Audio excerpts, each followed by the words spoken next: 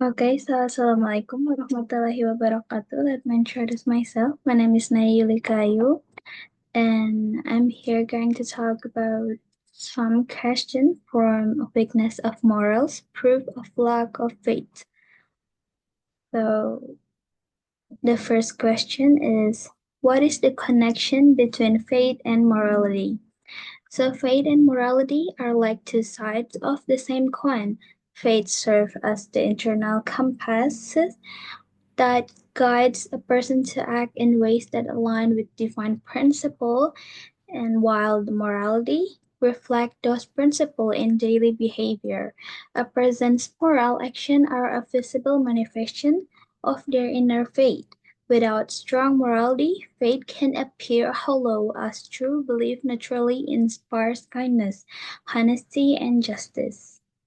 Next question is, who is the poor in front of Allah SWT in the hereafter?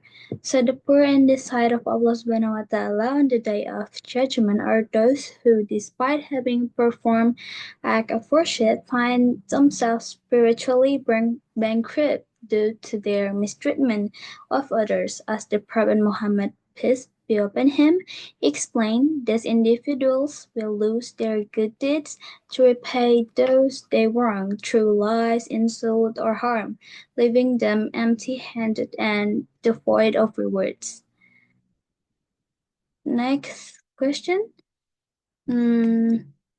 What are the characteristics of a hypocrite?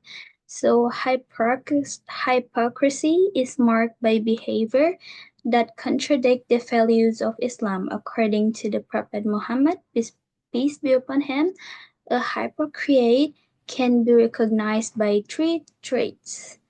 They lie when they speak, break their promise, and betray trust. This action reveals a lack of sincerity and alignment between one's word, beliefs, and deeds, which is the essence of hypocrisy.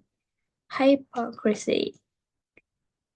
Next question is, what will happen to the person who perform all of the forms of worship but he doesn't know the significance of them?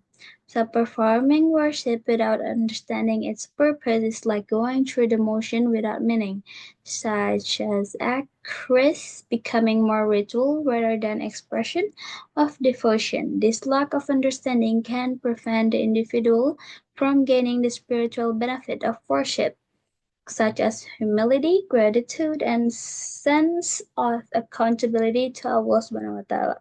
Consequently, their worship may lack true value in both their world and the hereafter.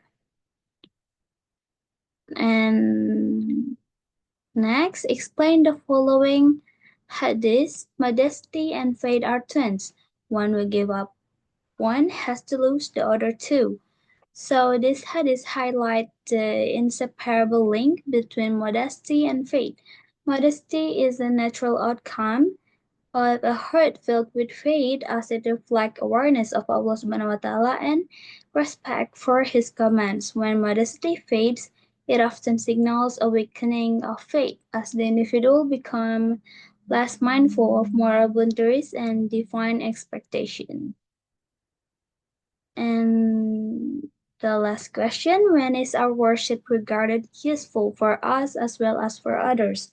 So worship became truly meaningful when it impacted both the individual and society.